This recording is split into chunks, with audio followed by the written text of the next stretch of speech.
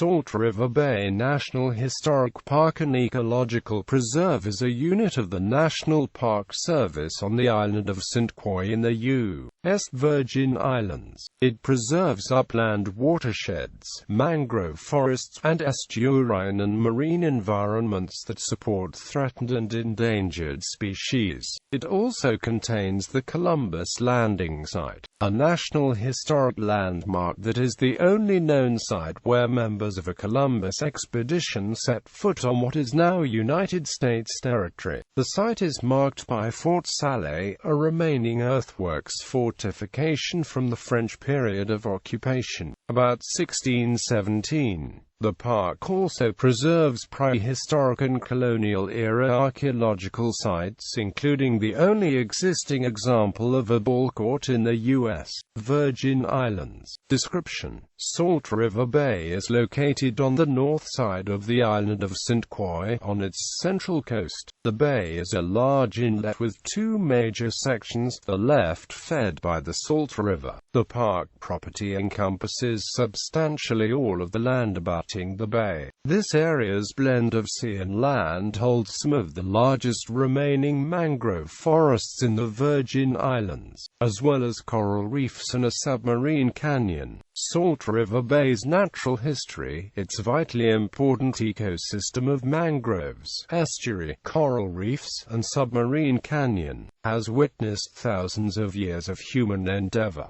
Every major period of human habitation in the Virgin Islands is represented. Several South American Indian cultures, the 1493 encounter with Columbus, Spanish extermination of the Caribs, attempts at colonization by a succession of European nations, and enslaved West Africans and their descendants. More than a dozen major archaeological investigations since 1880, together with historical research, reveal a remarkable story.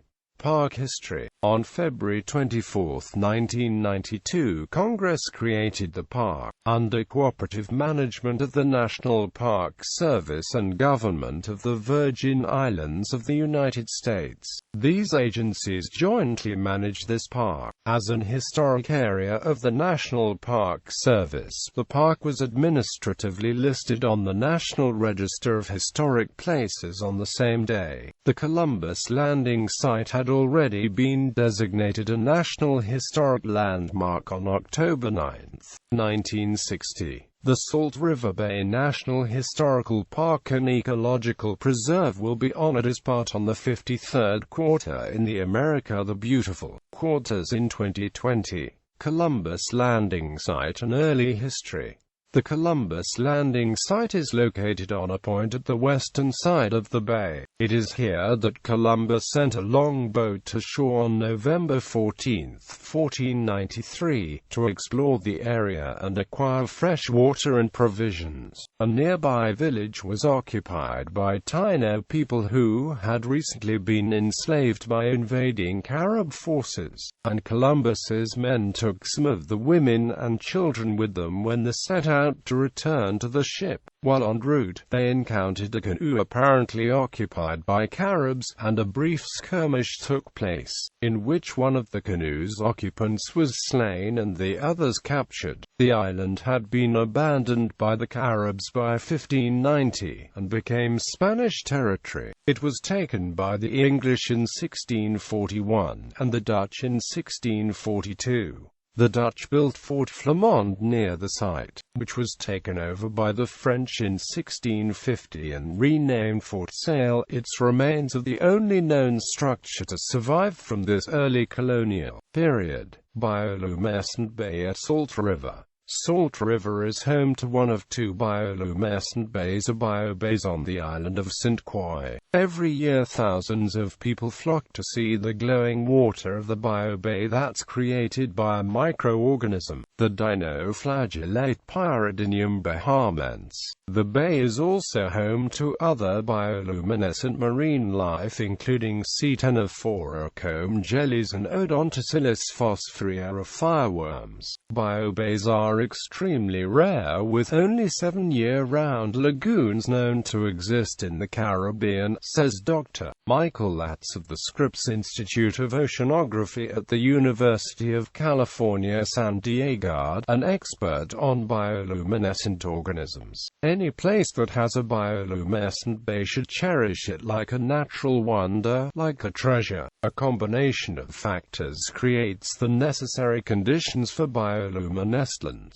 Red mangrove trees surround the water. The organisms have been related to mangrove forest, although mangrove is not necessarily associated with this species. A study at the Bio Bay located at Salt River Bay National Historical Park and Ecological Preserve is being conducted by faculty and students from the University of South Carolina, the University of North Carolina Wilmington and the University of the Virgin Islands. The research is focused on analyzing quality and nutrient composition of the water, the distribution of the dinoflagellate Pyridinium bahamense, and the abundance of cysts, dormant dinoflagellates embedded in the seafloor. The National Park Service and its partner institutions completed a study of the bioluminescence phenomenon in the mangrove lagoon in spring 2014. Scuba diving the canyon at Salt River. Salt River Canyon is a prehistoric river and waterfall having cut two deep walls facing each other across a quarter-mile of blue water. The feature is one of the best known of St. Croix dive features, along with the Frederiksted Pier. The most popular scuba diving locations are a few hundred yards outside the Salt River Bay. Although most of the boat moorings are 25 to 45 deep, the actual canyon reaches nearly 500 in depth. Recreational scuba limits are 130 and well into the shadows of the canyon walls. This location is known for its sheer depth, clarity, and wildlife. February and March play host to nursing humpback whales. Year-round are both a nurse shark and reef shark. Occasionally one of the pods of dolphins may come swimming by as well. Sport Diver magazine has also rated this area as one of the top 5 for water clarity in the Caribbean.